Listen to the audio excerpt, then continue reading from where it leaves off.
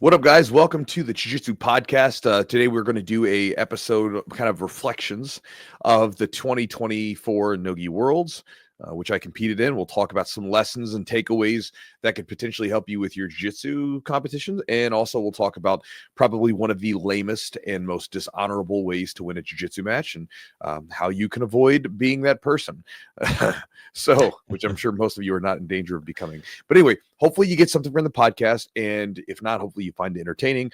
And before we jump into it, let's thank our sponsors, Charlotte's Web CBD. If you guys have never checked them out, I encourage people to try them out. Again, supplements they affect people differently. Medications affect people differently. CBD, CBN, all this stuff affects people differently. I like it. My wife likes it. We use the supplements on a regular basis. I feel like I get a boost in my sleep, which, as you get older, your sleep quality tends to drop. Everybody that's a little bit older understands it, right? Like I never understood the term sleep like a baby until I had a baby, and you see it like it's like all of a sudden, boom, they just go out. And then it's like all this noise around them is happening, but they're still just out cold. And so, as you become an adult, sometimes that's tough to do. And so again, I feel like I get a boost in my sleep, which helps my recovery, which helps me train more. And I like that. But again, I encourage people to try Charlotte's Web CBD out if you're interested. If you're not, then don't worry about it. But if you're interested in the supplement, you're like, I've heard about it, whatever, try it out for a month. See what kind of effect you have from it. Use it consistently for a month and then go from there. And if you want to save 30% on the month-long sort of test, then you can do so by going to charlesweb.com. Use promo code on the checkout, Chewjitsu30, CHEWJITSU 30 on whatever you buy. Also, thanks to our sponsor, Epic Roll. Epic Roll is a jiu-jitsu brand company that makes jiu-jitsu gear, and it's made by jiu-jitsu practitioners, jiu-jitsu black belts, right? And so if you guys want to check them out, they have gear from, gis and rash guards and shorts to merchandise like t-shirts, joggers, fanny packs, whatever you can think of. They've got it. And again, everything's good quality, good customer service. You can check them out at epicrollbjj.com, and the promo code is Chewjitsu20 for 20% off the order. Also, if you guys want to be one of the Patreon members that supports the podcast, you can do so by joining up at patreon.com/the Jiu-Jitsu podcast. When you join up, you'll get an exclusive library of content. You'll get some other perks. Again, that's all part of it. And, maybe you like that, maybe you don't. But again, besides that, you're supporting the podcast. And so for those of you that are our Patreon members currently, we appreciate the hell out of you guys. And if you would like to join to support the podcast and get some added perks, you can get the details at patreon.com/the Jiu-Jitsu podcast. And last but not least, guys, if you want to get my daily email that I send out, which goes through everything from books I'm reading to specific jiu-jitsu tips. And right now, at the time of recording this, I'm getting ready to sort of gear up for my Executors Challenge, which is a sort of a month-long challenge for people in January to get focused on their jiu-jitsu. If you want to get details on that, go to chujitsu.net/join, chujitsu.net/join. And when you join up there, I'll send you a free ebook and video that goes into how to add more focus to your jiu-jitsu to get better at jiu-jitsu with open rolling specifically, because most people don't do a whole lot of specific situational drilling and practice. And so it's a way to make that happen even if you don't control your training. And so you'll get that ebook and the video at my website for free, and then you get my daily email and go from there. All right, guys. So with that said, let's jump into this podcast.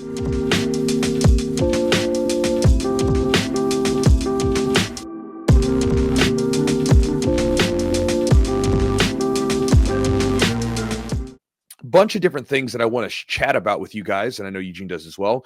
Bunch of reflections from the 2024 Nogi Worlds. But first, I want to address something that sort of came my way. So the day after the Nogi Worlds, Lachlan Giles posted a video of his student getting screwed over by a young competitor where his guy was going for a straight ankle lock, and the other competitor pushed the foot towards the center line, which then created a reaping situation and then faked an injury, got the ref to call it, right? So the ref calls it and DQs Lachlan Giles' student, and the other person got the win.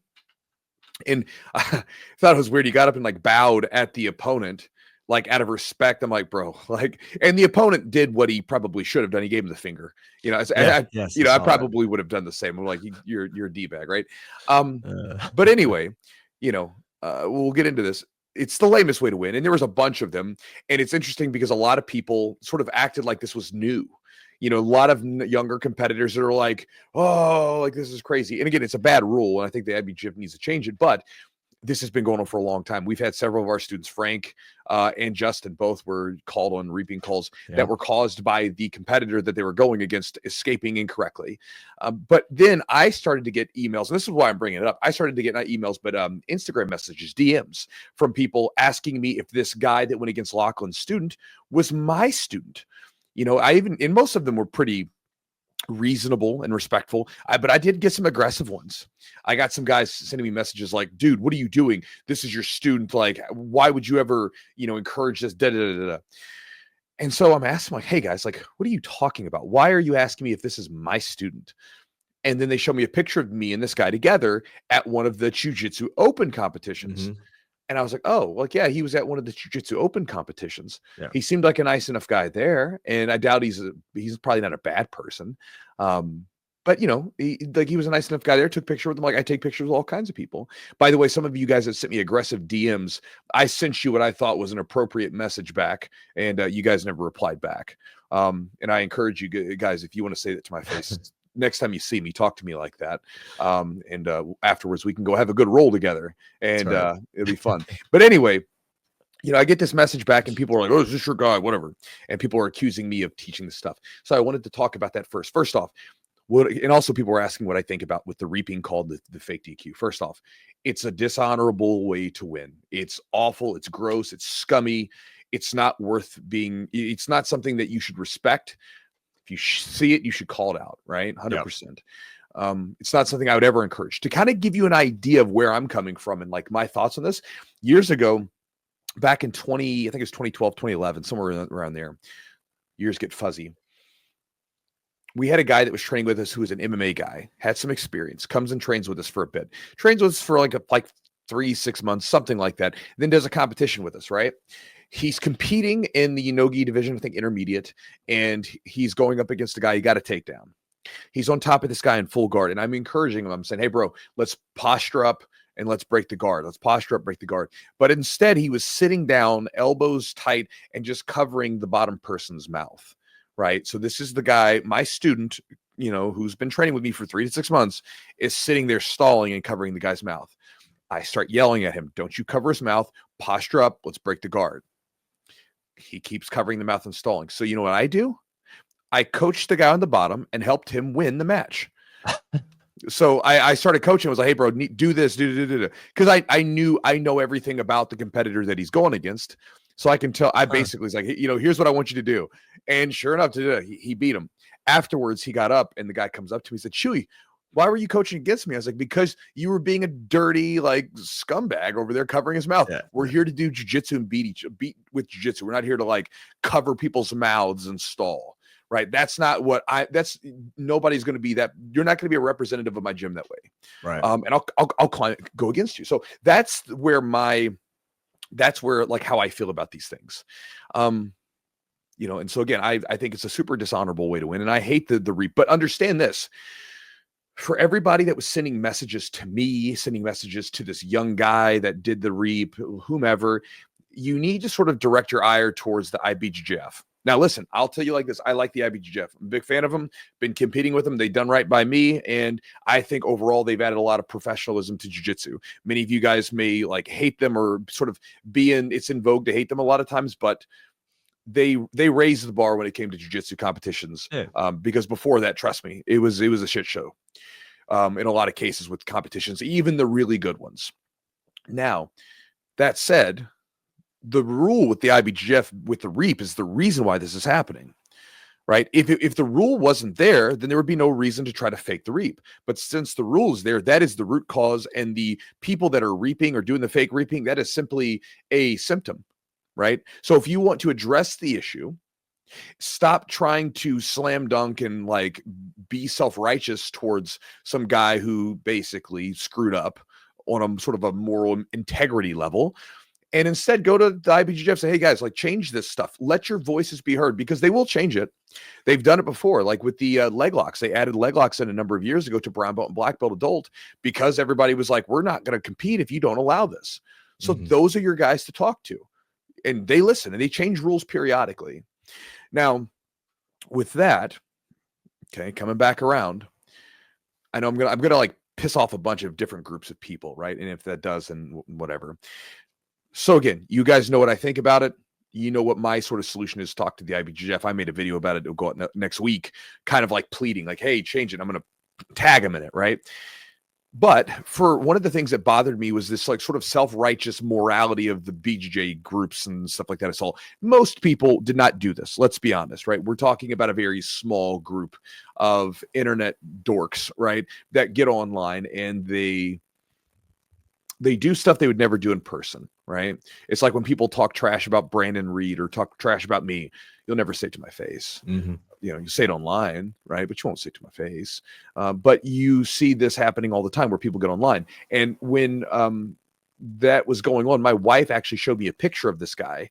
And she was like, hey, I think he came to one of your tournaments. And I went and looked at his posts, and everybody from the jiu-jitsu community, all these people flooded in to his Instagram profile. And they're just, whatever pictures they're on, they're just, you know, shaming him for his dishonorable DQ thing that he did with the reap, which I think is okay. A little shame goes a long way. I think a little shame in culture is good because it gets you to get back in line, right? If you want to uphold a standard, a little shame is all right, right? So like you're basically letting the guy know, hey man, this is wrong. You're dishonorable, like bad stuff because you decided to do something. Totally understandable. But there were other messages that people jumped in there with that were, I mean, just nasty. People saying just hateful, mean stuff. Like not anything to do with jiu-jitsu specific, whatever. Like people just telling them like, you should just quit jiu-jitsu. And someone was telling them like, I bet your mom's real proud of you. And then people were saying nasty or something like that. Whatever. So anyway, with that, sometimes I hate seeing this like self-righteousness that comes out of the jiu-jitsu community. And this isn't just jiu-jitsu specific. This is like the internet. And you see this a lot of times in political talks, right? Where if someone has decided that they have the moral high ground, they will then talk to a person in whatever which way they want to. And again, just like the way that you win is really important, and the way that you win is far more important than if you win. The way that you conduct yourself when you're criticizing people, it really matters. Because you lose all that moral sort of high ground when you start to basically take it into territory that it shouldn't be.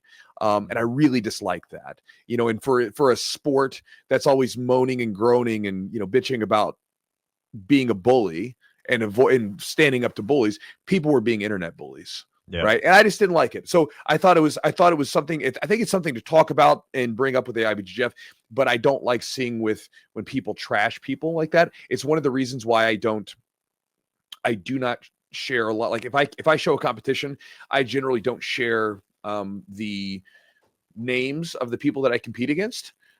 Because I don't want them to get trashed. Like, because, you know, maybe I submit them really quickly and all of a sudden someone wants to come trash them. I don't want that to happen, right? I have respect for the competitors that go against.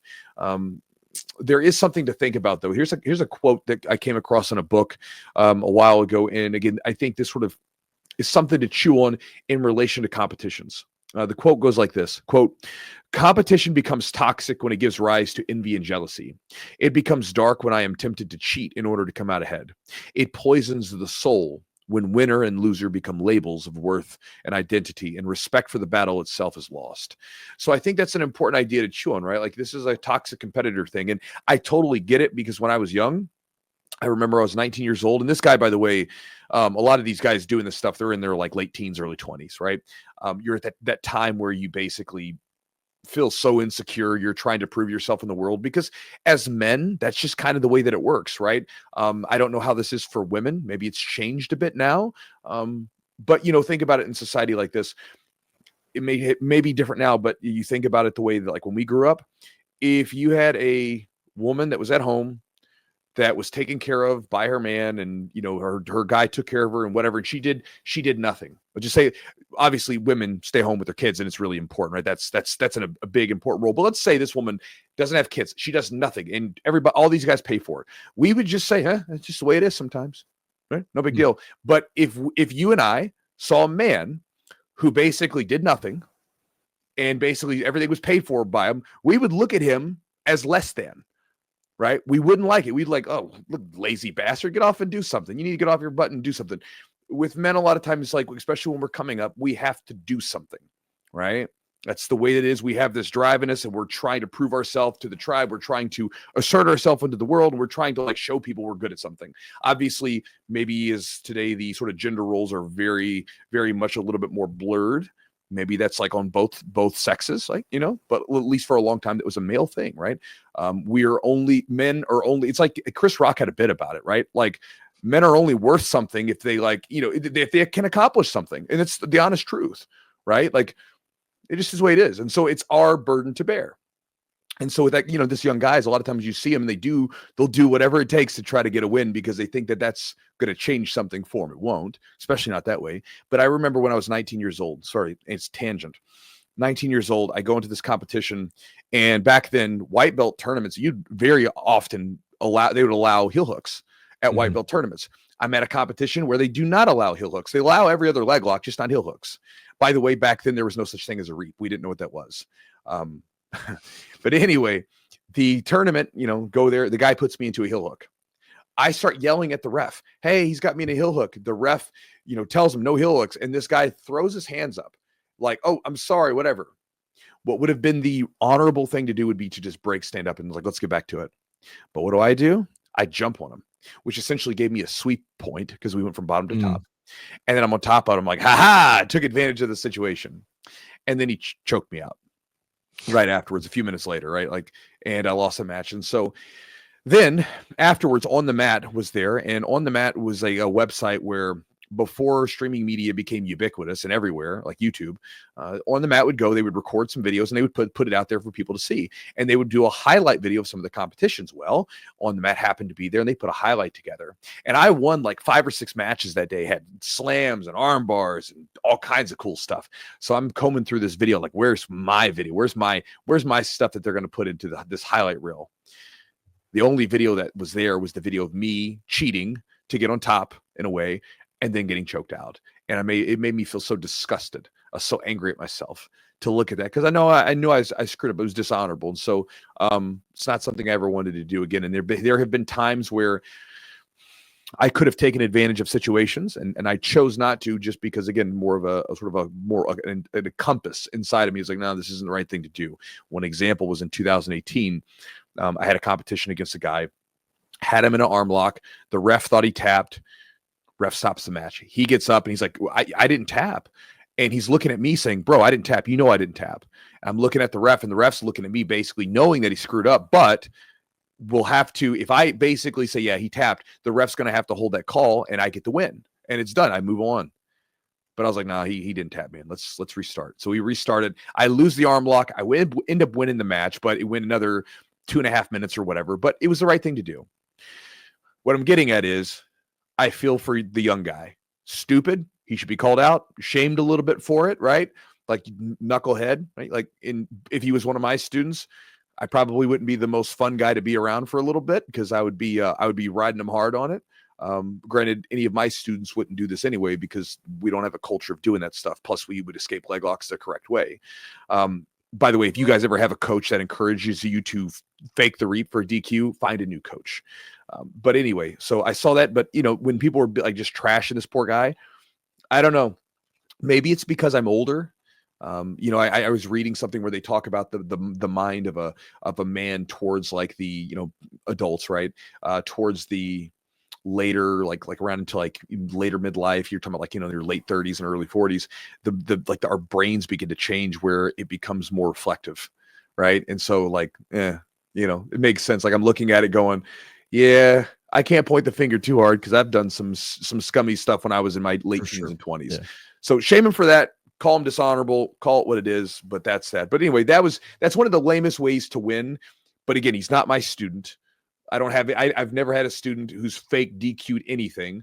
All of us, I think, collectively would rather go die on our shields and come back with a DQ gold medal, right? Like, that's not something we want. I've had a DQ win before on accident, like just stuff happens. It's not something I cheer on. Like, I think one of the, not even the fake read, but some of the times where you'll see DQ and guys are cheering, like yelling, like they won the match. It's so gross. Like, I've won a DQ. You know what I did? I get my hand raised and I'm like, I would rather just fight it out and like, let's go, dude. But anyway, that's my thoughts on that with that fake reaping or forcing the reap to draw the DQ charge. It's BS. But again, IBJJF, you got to talk to them to get the rules to change. Otherwise, this is going to happen because this isn't new. I thought I saw a video of that, like a similar situation, and they DQ'd the guy that forced the reap, and that's what I think. So that's IBJJF as well. Was it also the same? That was the same tournament. So that's like, all right, so that's on them, I guess, have consistency. But like, if you're blatantly like trying to force that, and you can see that, like, you should, I mean, either give them a warning, a reset, or you DQ the person that's forcing the reap. I think that's I think a warning is reasonable, right? Like, I would say so, because you guys do that in the Jiu-Jitsu Open, and I think it's fine. I think because if you're playing a straight ankle lock position, sometimes, man, the thing is, there is a difference between like really reaping hard to where it puts torque on the knee and like your foot moving a little bit towards the center line, right? Where it has no pressure. Reset it. Like, you can like reset it. Ready, go. Boom. There it is. I mean, if you start giving people a warning before you call it, I think it would be fine, even if you have to reset it. I just think it's like they have a kind of like a no tolerance policy. And I think it's just silly. Yeah. And I think mistakes happen sometimes. I mean, I think that the situations we saw were obviously blatant. I'm sure there's been like people just don't, like you said, don't know how to escape leg locks, and they're doing that. They're forcing that because they don't know what they're doing. But nowadays, if you're like, what is a purple belt? This guy was at the purple belt level. You know what you're doing. You've been around the block enough, and I think it's like you said, like a cultural thing. Like, possibly if you see that at your gym, some red flags. That's probably a red flag if you're encouraging cheating. Like, if you're, and this isn't necessarily cheating, but if you're basically skirting the out of bounds so you don't get taken down. Yeah. Soccer. We talked about that. I had, like, when I played competitive soccer, I had a practice one time where we spent the practice learning to take dives. And I was like, this feels wrong to me. And I still like, we did it one time. And then after, I never did it. I never took a dive, but like, we were practicing. I was like, this is so weird. But it's also like in basketball, taking a charge, I guess. Yeah, the charge. These guys will barely bump them and they go flying back. Right. There was a legitimate charging call if you have holding position, somebody runs into you, kind of thing. But yeah, it's just a weird thing. You see it a lot in soccer, and then the slow-mos are really hilarious. Oh, you see how, like, basically they're like, so far away from each other, and like the dude's like, oh God, he hurt me. And then if the ref doesn't call it, he just gets up and bounces back and runs. It's hard, man. And I hope this kid, this purple belt, wherever he trains, he figures it out, and it doesn't deter him from doing the right thing, and doesn't deter him from jiu-jitsu, because that could really, like, you may love jiu-jitsu and love competing. That could really take away from you. And people may even start hunting for, if they see you, they might try really going after you. Yeah. I don't know. It's a tough thing, especially when you're young. There's a lot of, you're insecure, like you said. There's a lot of insecurities, a lot of uncertainties. Of course, you're so much stupid. We see, oh my God, so much dumb shit. Thank goodness I grew up where, like, Facebook and all that stuff wasn't. That's it, isn't it? When I was young, I mean, thank God all that stuff was not around. I think we were like one of the last generations to kind of grow up without the internet. We're the last generation. Yeah, and it's just wild. I'm like, I mean, I've done so much dumb stuff, and like everybody's got a camera, 12 camera. I mean, in any of those tournaments, you got IBJJF recording, you got like the audience recording. I mean, it's going to be on there. So I don't know. Learn from it. It's hard. Don't beat yourself up, because like, I know when I've made mistakes, I ruminate on that stuff. So that's a hard thing. If you can just, what I would tell that guy is get the hell back out there, go and compete and do it the right way and win the right way. That'd probably be the best thing to do. That's what I've done when I had tough losses. Go out there and do it and win it the right way. Yeah. I mean, or, if he's getting trash, if it really bothers you, make a video, say, my bad, I screwed up, and won't happen again. I mean, what else do you want from people? I mean, there's nothing else. Yeah, can't take it back. And for a lot of the guys, and then the other thing too is to understand that this is a thing that can happen.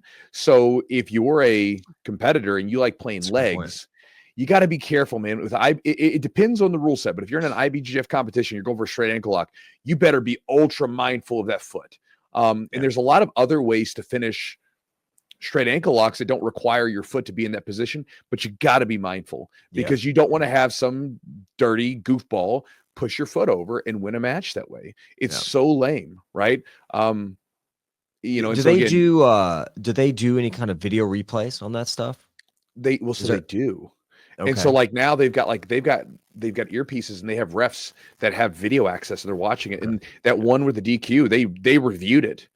Yeah. Still called it. It was a really bad call. Yeah. You know, and it's stuff like this where it's like these are blemishes on the otherwise professional tournament that is the IBJJF, right? They have these blemishes where it's like, and I think that's really why people hate the IBJJF sometimes, is because they're so professional about so many things, but then they'll do something like this. And you're like, dude, this is so unprofessional, right? Like this is so bad. And because it's such a contrast, you know, if you knew you're going to go into a tournament and it's just going to be like a Wild West, any man for himself as far as the rules, that's your expectation, right? It's like if you went into like a really high-end steakhouse and they gave you a hot dog, you'd be like, bro, what the hell? But if you were at like, you know, friggin' hot dog stand, they gave you a hot dog, you're like, this is my expectation. Yeah. It's one of the issues for the IBJJF because they do run a really professional tournament, a prestigious tournament. When they have these really screwy blemishes and screwy inconsistencies, it really stands out amongst it. Yeah. And it takes away from like probably, you know, a lot of the really, really good decisions, I'm sure, and the good refereeing and the good matches, because there's a lot of amazing and like stuff. you said, they did DQ some of the other ones that tried to fake it. I saw it and I was like, yeah, I mean, but it's got to be consistent. And also, when you have a big organization like that, lots of tournaments, lots of people, it's hard, you know, that consistency and having that across the board is pretty hard to do. And also rule changes, you gotta have a lot of people on board because there's a lot of, you know, a lot of different personalities that are involved in the IBJJF, a lot of people they probably cater to. And so you really need to, you want to try not to piss people off too much, I guess, because people are like, well, I'm not taking my team there. And it could be a big, you know, a big part of your people that compete. So, all right. So moving on to something kind of the complete sort of opposite is that you will have guys and women, men, you know, whomever, willing to risk everything for a win and a cheap medal and do so, you know, with integrity and to the point where you're questioning, like, why are you even doing this? Here's an example. When I was at the competition, I got caught in armbar in my semifinals match. It was winning, and it was like the minute left. Guy came out, got a great armbar. My arm was already extended in the position, and then he caught it, and I fought for a second. And I remember holding and flexing my arm. And, you know, during these moments of like intensity, time kind of slows down a bit. And so I'm staring at my arm and I'm flexing, I'm squeezing. And I'm like, I wonder if I should just let it pop and just win this match, you know, because it's like, it's only less than a minute. I'm going to win. I was like, I wonder if I should just whatever. And then sure enough, like I tapped. I was like, no, I'm not going to do that. That sounds like a bad idea. And so later on, I'm sitting there the next day getting ready to coach one of the guys. And I see a guy named Jay who went to our Jiu-Jitsu open competitions, who's competing. I look at him and he's obviously in a great deal of pain. He's holding his rib and he's trying to compete, and he drops to his knees for a second. The medic comes out and like does some sort of adjustment with his back. He gets back up, he goes again. And I mean, it's like him basically just fighting through the pain to stay in this match. Now, he was down like 9 points. Like, he's not coming back. He's not coming back at all. He's got a minute and a half left. He's down 9 points. And he's got, I later found out he has like multiple ribs out of place. And I was talking to him. And after the match was over, I said, bro, like, why don't you do this? Why don't you just, you know, stop? I was like, man, you were down 9 points, whatever. And just kind of joking about it. He's like, no, man, I'm going to finish that match. Like, you know, my pride won't let me stop, you know? And so you'll have those moments where there's people that will skirt the rules and try to cheat and, you know, not with any integrity. And there's some people that are so prideful about fighting it all the way through as it should be, that they'll sometimes risk injury to do so. Right.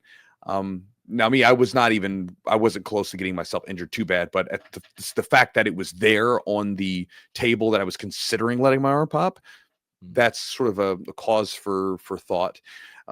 To share an idea with you guys, Napoleon said it in a quote. He said, a soldier will fight long and hard for a bit of colored ribbon.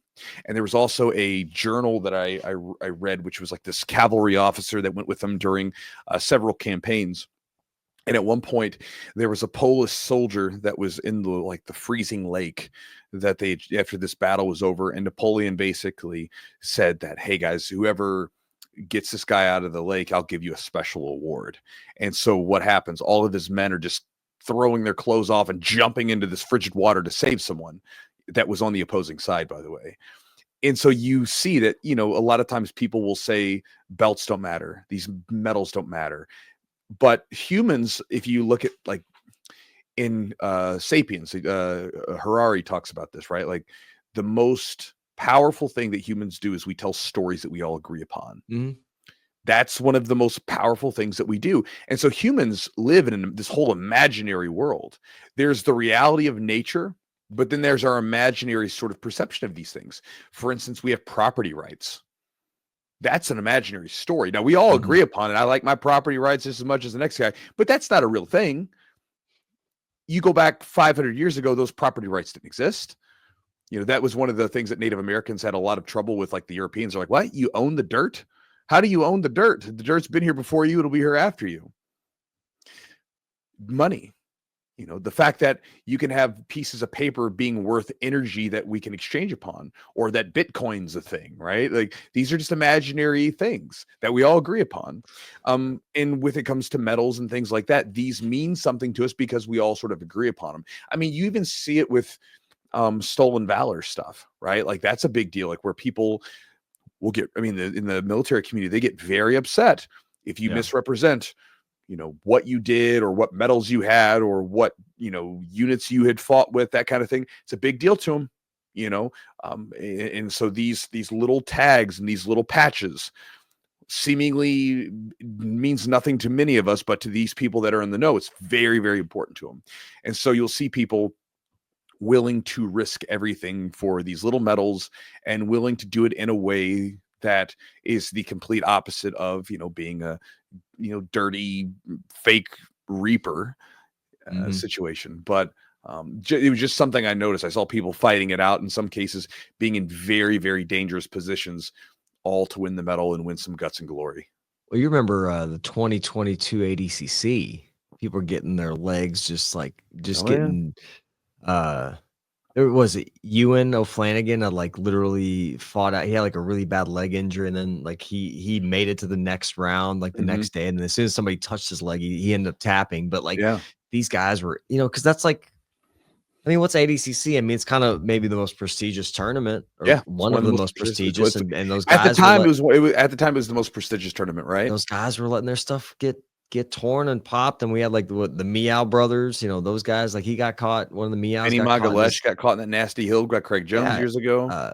Legs are, and people they'll just eat it, and they'll. I think it's just for the glory, but it's also for the stories, like you said, for the memory and the stories. Like you get to be, hobbling around with a cane when you're 80 years old, and you get to share this one great match or this great tournament that you had. I think we all have those memories, but I think it's more of the experience.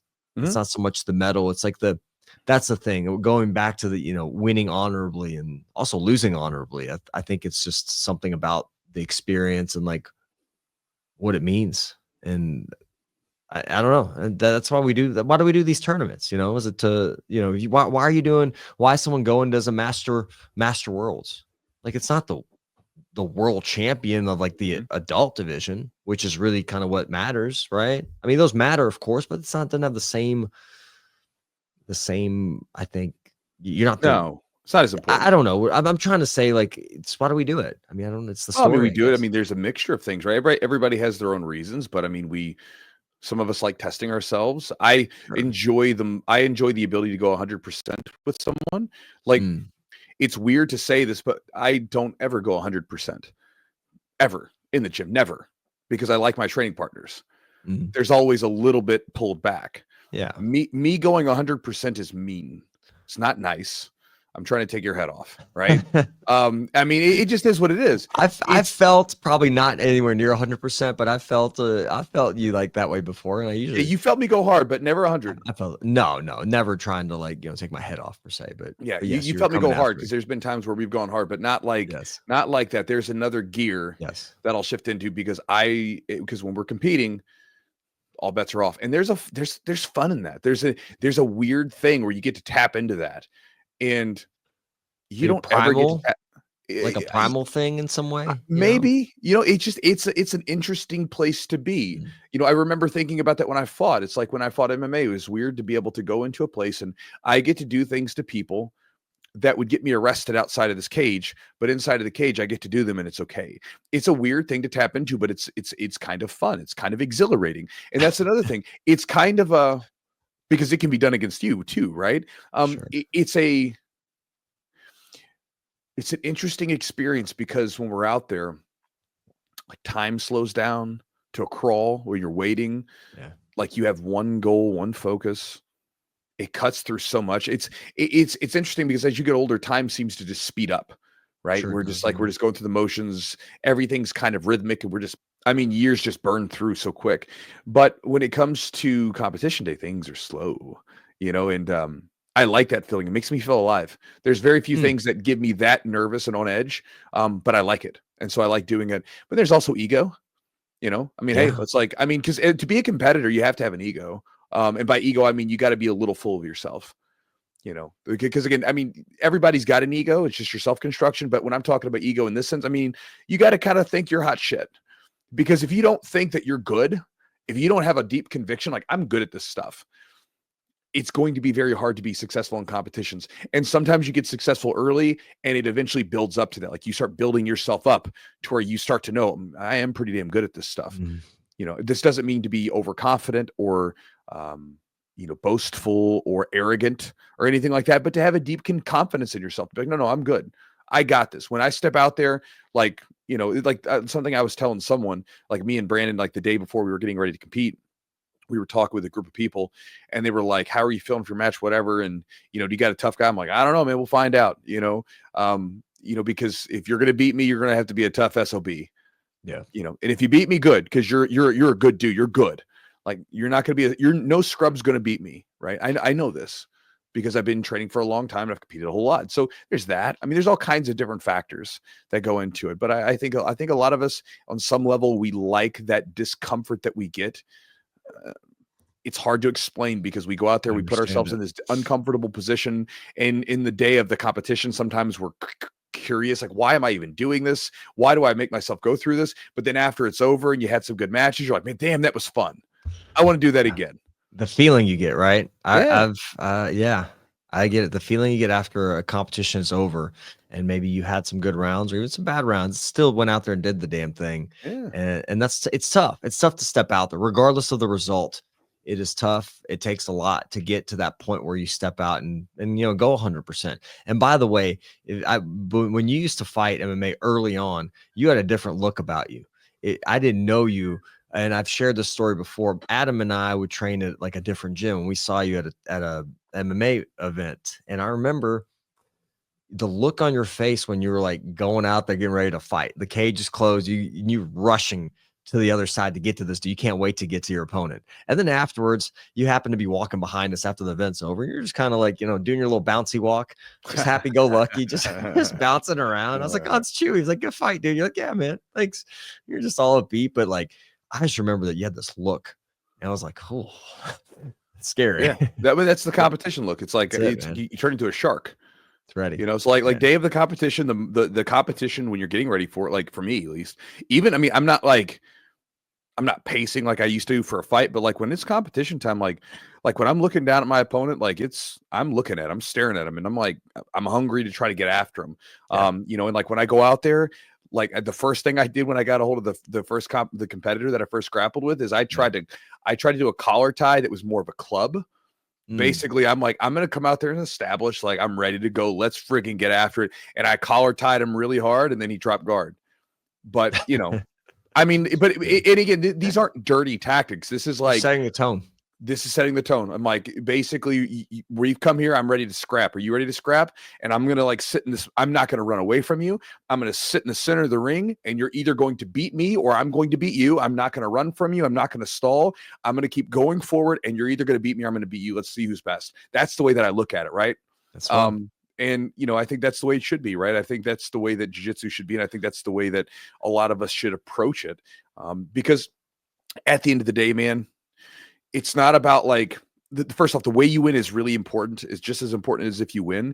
And also too, at the end of the day, when we get ready to kick the bucket, all the things that we keep, it's about who we become along the way that really matters, right? Like in those moments when you were nervous, did you show courage?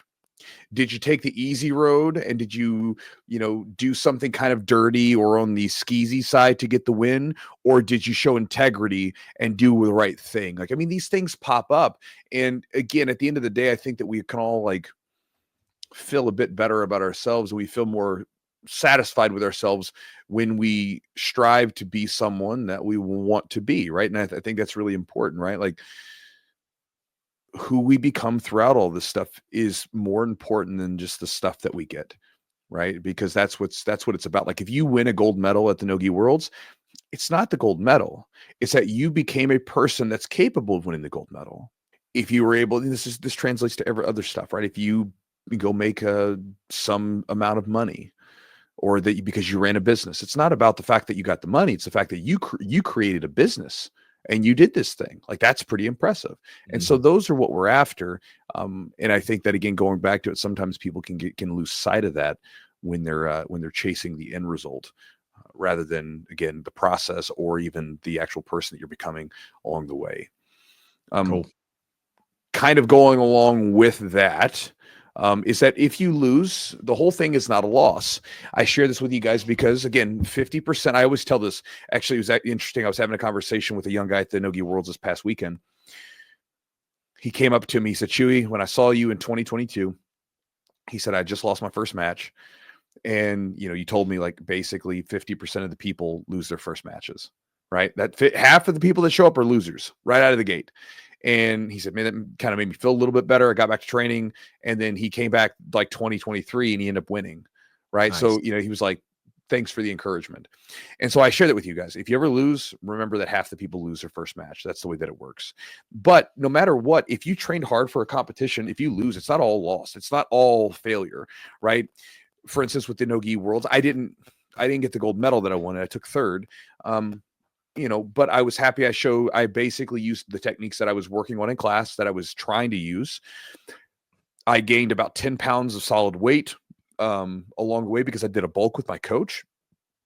I developed a couple of new takedowns in my game because I was expecting a couple like rough takedown battles. And so I was really working on a few takedowns that have made my stand-up game much, much better. And so I had all these benefits that came from it, right? And that's one of the reasons why jiu-jitsu competitions are so beneficial, is because it gives you a focus because of this big thing coming up that it's really hard to mimic, hard to replicate. Also, too, when you compete, you learn lessons if you look for them. And I can tell you that a lot of my biggest wins in jiu-jitsu have at them the way that I won, the method that I won, has somewhere in it a loss at a competition. There was one particular win where I remember this guy was trying to run out of bounds, and I turned him back around and pushed him back in. And the reason why I did that was because at one of the pans, I had a guy who ran out of bounds and beat me by running out of bounds. Drove me nuts, but again, learn from the mistake, never happen again. By the way, if you guys ever compete, never shoot on someone if you're close to out of bounds. It's just pointless. Get it back to the center of the ring, and that's when you shoot. That's when you go for your takedowns. So just keep that in mind. If you guys lose, there's a lot of value in competitions, the whole experience, the whole situation around competitions. Even if you lose, even if you don't get the win like you want, we all want to win, but the reality is not everybody does.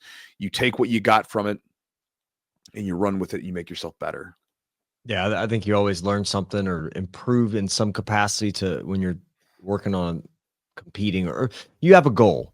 And like for me, like it's helpful to have like, okay, I have this target, this thing I want to achieve, and it helps you stay focused in your jiu-jitsu. It helps you kind of work on the things maybe to give you the best result possible, but it does give you some kind of, sometimes you're just training and you don't really have any goals in mind and you kind of feel stagnant. If you want to kind of give yourself some direction, set up a competition where you want to compete at, and it'll start giving you focus, things of you'll have a new desire to drill and fine tune your techniques and have a strategy to win.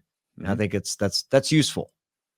100%. Here's another one for you guys, another idea. Warm-ups are one of the keys to having a good performance.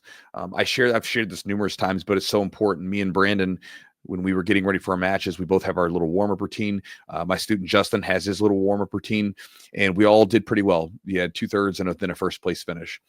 But I share that with you guys because I get a lot of messages from people who will talk about the nerves, the anxiety, the weakness that they have in their legs, all different stuff like that. And I will ask them, what kind of warm-up did you do? And in most cases, there wasn't much of a warm-up at all. They went into their matches cold. And so one of the most important things that you can do before your matches is get a good warm-up. The way that I like to do it is I like to get a first, a little bit of stretching of some sort, some activation exercises. Eugene created a little program for me. We'll give you guys details on it in the near future. But I use those exercises to get the body sort of tuned up before I get ready to move it. Then I start doing some jogging, some sprinting, or some jumping, some burpees, power skips, something to get the zoomies out. I don't know if you guys have animals, cats, dogs, horses do it too, but they get the zoomies, right? They start running around the house. The horse, when he gets really nervous, he'll start running out. He'll run through the field just going. So when he gets really nervous or when he's irritated, he'll just start running. How do you know he's nervous? What does he get nervous about? Off topic, but I want to know. Dude, it could be all horses are the weirdest thing, bro. They're so powerful and just, impressive, but they're sometimes the most skittish animals, right? Because they're still prey animals, right? So because they're not predator animals. They run around. That's their thing. Right. And so let's say here, I don't know what the hell was going on, but the other day, Jess has a picture of it. Some dude was like coming down in like a big giant like parachute. I don't know. I don't know where he's going. Like by your house or? Yeah. Bro, I'm like, there's not an airfield near us. I don't know where he's going, but there was a guy in like a giant, bright, like colored parachute, like where you're like one of the big, I don't know. Yeah, like it's like a long, it's almost like rectangular kind of. Yeah, and they can he's control basically, it. you can control it. So he's in one of those, and like Smiley sees it, and you can start seeing it in their body language when they're like nervous and they get kind of on edge because he sees this thing up and he's like, "What the hell is that?" And he's like, starts snorting and stuff. Oh, wow. But there's all kinds of different things that'll just set them off, right? Like, like there's a joke about. Here's one for you. The first time we gave him a hay net. He'd never had a hay net before. Basically, a hay net is where you put the hay in it, and then he can eat the hay out of it. It just basically helps, slow things down. It helps cut waste. And so he had this hay net. And the first night, dude, we put the hay net into a stall, and he's just snorting and pooping. Like he's basically getting the nervous poops. And I'm like, what is going on? He's freaking out. So anyway, when he gets nervous, then he'll start running through the field. And so, you look at a lot of competitors, they're having this energetic response. They're nervous, they're on edge. So what do? They kind of get the zoomies. They can't stop twitching and moving.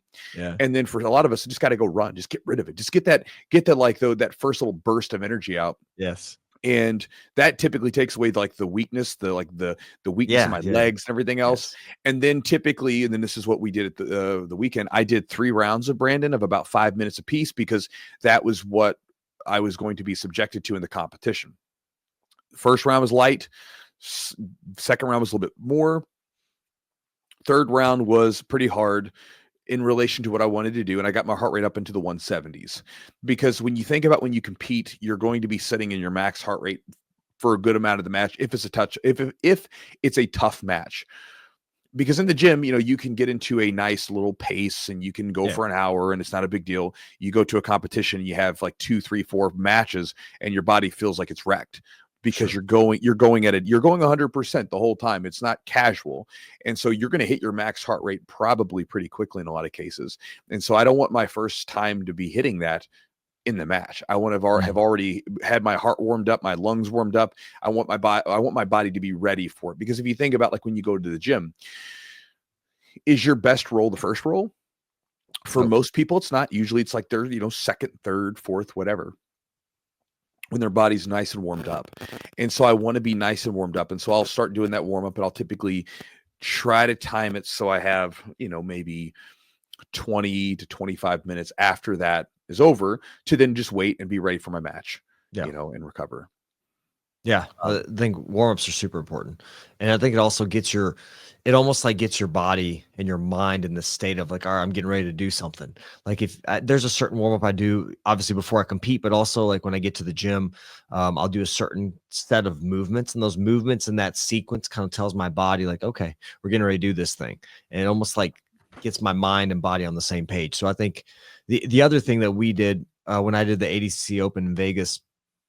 It was a little bit kind of disorganized. It was a little crazy. There's a lot of people there, and I couldn't even get you back. I had to run around to get you like a Yeah. coach's pass. Yeah. That So was I the didn't really beauty of have what was that place? The top or the, T-Mobile T- Arena. but Yeah. So I was kind of like, I didn't know. I thought they called me at one time. So I started running down. They're like, no, we haven't called you. And then like I had to get you in. And so we did some of that like movement, just drilling at a comfortable pace yeah. just to get like, all right, this is the game plan. Let's just run through it, get a little sweating, get a little resistance, feel some resistance. I think it's really helpful. Mhm. For me, it helped. You know, obviously I only had one match and I lost on a negative, but But you played tactical error. well. You I did you played fine. well. You just you didn't know the rules well enough, but you played well. I got impatient. I tell you, and I didn't really like. I was like, whatever. And I don't make any excuses. I ended up, yeah, I could have done better. Could have done worse. Could have got tapped in But 10 again, seconds. what really put you in a bad spot was not knowing the rules, as far as like pulling guard and everything else. Yeah, yeah. And it was my first time doing that rule set, but no excuses. But it was, I felt good. I felt kind of prepared, but I think part of that was because I was able to, do my little sprints and get my heart rate up, and then get some movement in, and really get myself more or less dialed in. And I think warm ups are really important. And Chewy, you had a little bit where your timing was a little bit off on one of your matches, right?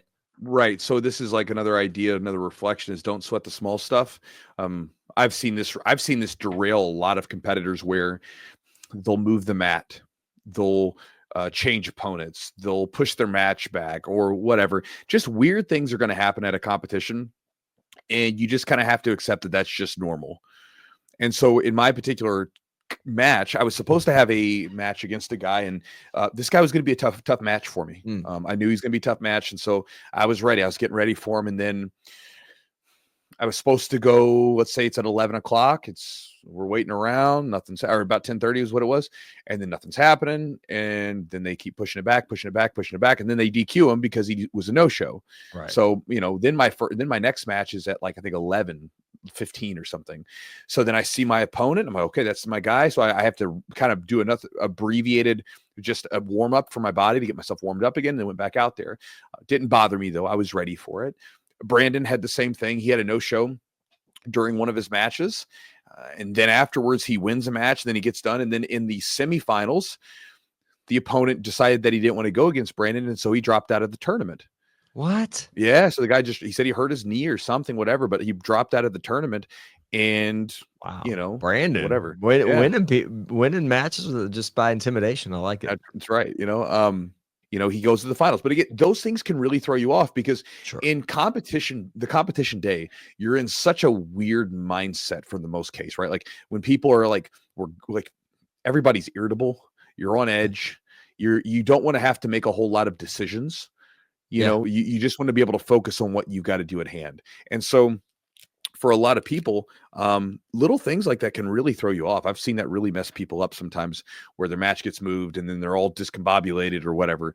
And you should always go into a competition just expecting some weird stuff to happen. Sometimes it doesn't, but if it does, then you're ready for it and you can't sweat it. You can only focus on what you can control. That's it. And everything else that, is sort of screwy, you just kind of go with the flow. And then the last little thing is that I saw several matches, and I was talking to Heath Pedigo about this, saw several matches where guys lost at the end. And so they'd be ahead on points, and then they would lose the match at the end because they started playing not to lose instead of playing to win. And then they would have a guy who was backed in against the corner, had nowhere else to go but up, or forward, and they would end up winning the match. And so one of the things when you guys are competing, even when it says 1-0, and you're up by a point or whatever, you always want to continue to press to win. Besides the fact that you'll be more satisfied with your performance anyway, also you'll be attacking, you'll be more aggressive, you'll be more in the person's face rather than backing out or reactive just because you're trying to squeak by on the win. That's an important thing. And I remember Heath was talking about that. And we were talking about with Brandon, right? You don't want to be someone that goes out there to not lose. You got to go out there to try to win. And that's the kind of way, it's just the approach you have to have if you want to be a good competitor. I'm not saying you can't squeak by and win here and there, but if you're trying to be a good competitor and really win something, you have to have that mindset there. You can't go out there like that. And that's actually one of the things where with the Jiu-Jitsu Open, I know sometimes people don't like it, but I kind of like having a ref's decision based upon kind of like our own scoring criteria that doesn't involve points. Because if you're at the Jiu-Jitsu Open, you never have 1-0. There's never a point on the board. And so both people are it's like an MMA fight where you don't know how the judges are viewing it. So what you're trying to do is you're trying to just continue to go after it and win. And I think that's one of the reasons why there isn't a lot of stalling at our competition, because besides the fact that we don't incentivize it, they know that it's not going to look good to the judges if they're just sitting there doing nothing. So they have to keep pressing the action. And we maintain a 5 to 75% submission rate throughout the year. And I think that's one of the big reasons why, is because, if we had points, guys are going to sit and, hang out and stall. But because they know that stalling looks bad and we really don't like stalling, they're like, well, I guess I got to keep pushing the action. And I think that's a good thing. So it kind of forces people to have to play to win rather than just kind of squeaking by. If you're going for it, like it forces, it does give your opponent a little bit of a chance, and sometimes you don't want to give that up, but you got to be smart and being aggressive. I think it's just a good way to. It makes the tournaments more exciting, and then you have a lot more finishes. And I mean, don't get me wrong, there were some matches that I refereed at the Jiu-Jitsu Open. There were some matches there wasn't a ton going on, but there's most of the matches, man, everybody's going after it, and it was fun, and those were fun to watch as a referee. And but most of the people were going after it. And I think like the rule set does incentivize, like you can't just stay stagnant, because if you're kind of stagnant and somebody else comes in, they have a really good submission attempts, they could win. And so you have to constantly work. I think it's great. I think it's good. It sets a good precedent, a good incentive. It incentivizes the submission, which is important. Right. And it kind of goes back to this, like what we kind of started the podcast off with, right? Like, understand that competitors will game the system. And this is why when it comes to competitions, it's not the person with the most knowledge of jiu-jitsu. It's the person who can play the game the best. That's who wins competitions. This is why, basically after purple belt, it really, as far as belts go, it doesn't matter in competition. Purple belts can hang with black belts because they'll have a decent enough game that they can start to hang with black belts. Just the way it is. Nowadays, absolutely. Well, nowadays, I mean, it's always been this way. I mean, I remember Chad. We would stick him into open expert divisions, or sometimes he'd get put against a black belt, and he won a lot of the black belt divisions because he would pull someone into his full guard and submit them. Now, if the black belt was able to get out of his full guard back then, Chad had a lot of holes in his game because his knowledge wasn't fully rounded out. But in his A game was deadly. And again, he would submit a lot of black belts, even when he was a purple belt. And so that's not new. Right. That's always kind of been the case when it comes to competition versus overall knowledge and skill and maturity. There's a difference. A lot of times people make a big stink of this belt, whatever, but you could smash the purple belt, brown belt, and black belt divisions together. The black belts would still come out on top. But I think that people would be surprised at how competitive some of the purple belts would be. And I don't think this is a relatively new thing. I think it's kind of always been this way. I think that the line, like white to blue, is such a big difference. Blue to purple is such a big difference. But the progression from there on a lot of times becomes a little bit more muted when it comes to a competition setting. Because again, in competition, you're not using your overall knowledge. You're just using a very small little sliver of it. And so, you just have to be really good at like a couple of things in competition and you can win matches. Sure.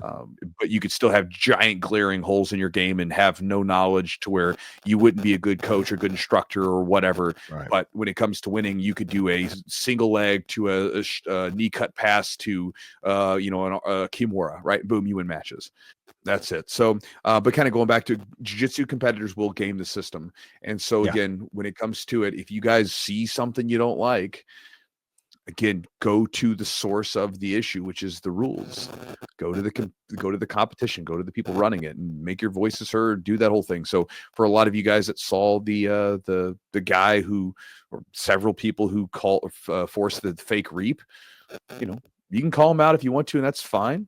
But go to the IBJJF, go to these tournaments, and let them know. Say, hey, like this needs to stop, and we're going to stop giving you our money, because that's when it'll really get them to change. If all of a sudden everybody's rallying against them and saying we don't like this, they'll change. They've done it before, and so they'll change some stuff. So I wouldn't be surprised if we saw a reap change in the near future. But anyway, guys, hopefully you got something from the podcast. Hopefully you got some idea to chew on relating to competition, or maybe some sort of idea mentally to chew on getting ready for it. But hopefully you enjoyed the podcast. Thank you so much for being here. Big thanks to our sponsors, Charlotte's Web CBD. Again, I encourage you guys, if you've ever been interested in CBD, if you've ever wanted to try their supplements, do it for a month. See what kind of effect it has on you. Again, that's kind of the way that I always do stuff myself.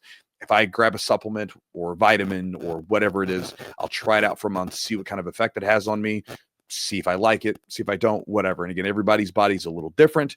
People react to medications, supplements, the whole thing very differently. But if you want to check out some of their stuff, go to charlottesweb.com. Promo code is Chewjitsu30 for 30% off the order.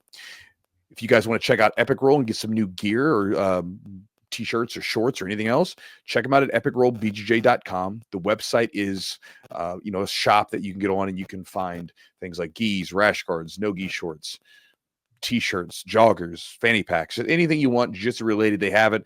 Great designs, good quality stuff, great customer service. epicrollbjj.com.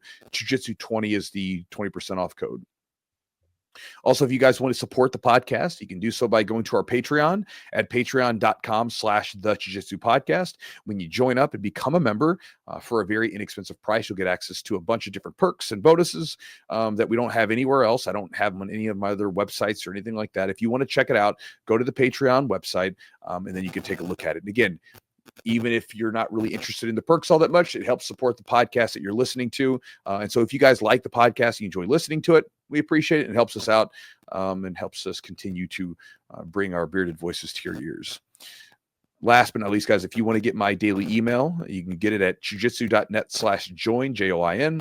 When you join up, I'll send you the free ebook that I give away, which is Focus Jiu-Jitsu. Also has a video now. And with that will go into some ideas that can be very useful as far as making the most out of your open rolling. So a lot of gyms don't do a ton of situational rolling. So it's a way that you can make the situational rolling happen to support your jiu-jitsu, and you can do it manually. You can do it yourself, and I'll show you how to do it.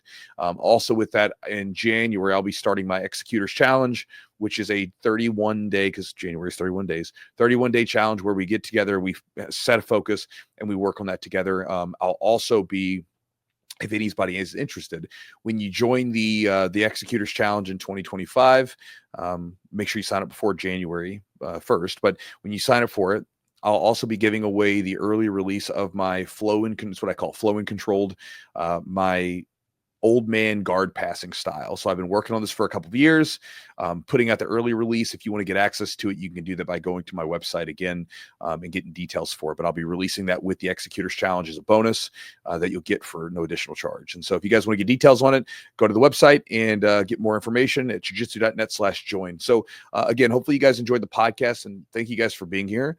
And it was also nice meeting a lot of you guys out there in not California, but Las Vegas. I podcasting is a little different than the YouTube. The YouTube, I get a screen name. Instagram, sometimes I get to see someone if they have a real account on the other end. But with podcasting, we're doing this, and it's very much one way. And there's thousands of you guys that listen to this thing every single day or every single week when we put it out there. But I don't actually get to meet you. But going out in Las Vegas, a lot of you came up and said you really enjoy the podcast. You listen to it every week. Basically a lot of really positive stuff. And so I appreciate you guys for taking a moment to do that. And hopefully I'll see some of you guys again.